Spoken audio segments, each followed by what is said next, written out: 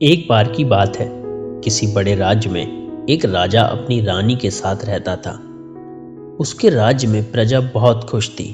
राजा अपनी प्रजा का ध्यान अच्छी तरह रखता था, इसीलिए सभी लोग राजा और रानी को दुआएं देते थे। सब कुछ होने के बाद भी उन दोनों को बस एक ही बात का दुख था कि उनकी कोई संतान नहीं थी। रानी सूरज की पूजा करती थी।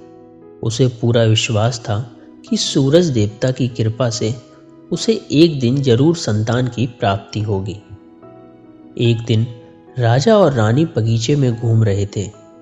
बगीचे में एक तालाब था। दोनों तालाब के किनारे बैठकर प्रकृति का आनंद ले रहे थे।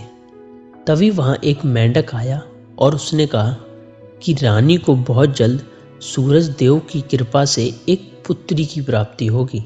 मेंढक ने जो कहा था वो सच हुआ और उसी साल रानी को सूरज देवता की कृपा से खूबसूरत सी बेटी हुई। राजा ने उसके पैदा होने पर बहुत बड़ा उत्सव रखा और उसमें सभी को बुलाया, लेकिन गलती से वह राजा काली परी को बुलाना भूल गया। जब सभी राजकुमारी को आशीर्वाद दे रहे थे, तभी काली परी आ गई और उसने गुस्से से राजा को श्राप दिया कि जब तुम्हारी बेटी 15 वर्ष की हो जाएगी तब एक चरखे की कील चुभने से इसकी मौत हो जाएगी। और इतना बोलकर वह परी गायब हो गई। राजा और रानी दोनों बहुत दुखी हुए।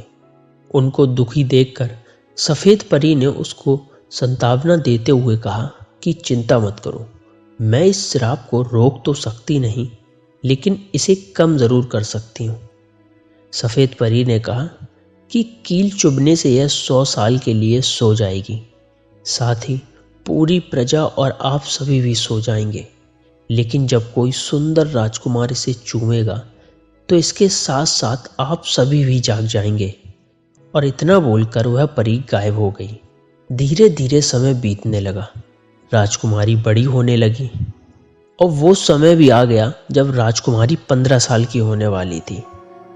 तभी राजा और रानी को किसी काम से राज्य के बाहर जाना पड़ा। वह एक दासी के भरोसे राजकुमारी को छोड़कर चले गए। जिस दिन राजकुमारी का जन्मदिन था और वो खेलते खेलते किसी तहखाने में पहुंच गई। वहां पुराना चरखा रखा हुआ था।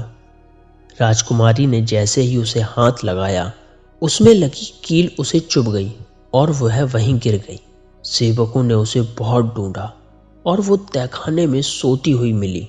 सेवकों ने जैसे ही राजकुमारी को बिस्तर पर लेटाया, एक एक करके सभी सोने लगे और फिर कई वर्ष बीत गए। महल के चारों ओर जंगल और कटीली झाड़ियां उग गईं। महल तक पहुंचने का रास्ता बहुत कठिन हो गया। उस महल तक पहुंचने की कई राजकुमारों ने कोशिश की, लेकिन कोई भी वापस नहीं आया। काली परी के श्राप के कारण सभी नींद में सो जाते थे। एक दिन उस महल की कहानी सुनकर एक सुंदर राजकुमार उस ओर आया, जो कई राज्यों को जीत चुका था। जैसे ही वह महल के पास पहुंचा, अपने आप ही झाड़ियां दूर हो गईं और वह सीधा राजकुमारी के कमरे में चला गया। मार्ग में उसे सभी सोते हुए मिले। राजकुमारी को देखकर वो मानो उसकी सुंदरता में खो गया।